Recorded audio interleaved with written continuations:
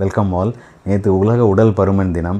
உடல் பருமன் இரத்த சர்க்கரை நோய், உயர் ரத்த அழுத்தம், உயர் ரத்த கொழுப்பு இது எல்லாத்துக்கும் காரணமாகுது.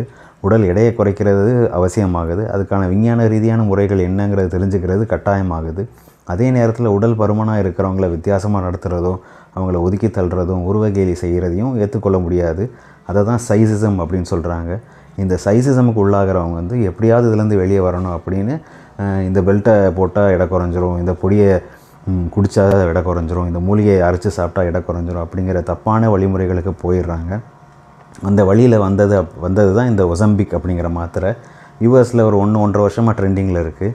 இந்தியாவில் இப்போ சில செலிப்ரிட்டிஸ் அதை சாப்பிட்டு எடையை குறைச்சிருக்கிறதா நியூஸ்லலாம் ட்ரெண்டிங்கில் இருக்குது.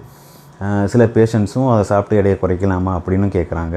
இந்த மாதிரி எடையை குறைக்கக்கூடிய மாத்திரைகளுக்கு நிறைய சைடு எஃபெக்ட்ஸ் இருக்குது. அதை பற்றின ஆராய்ச்சி இன்னும் முழுமையாக வரலை. அப்படி இருக்கும்போது இந்த மாதிரி தப்பான வழிமுறைகளுக்கு போகாமல் உங்களுக்கான விஞ்ஞான ரீதியான முறைகள் என்னவோ அதை வச்சு மட்டும் எடையை குறைங்க. Thank you. Follow for more tips.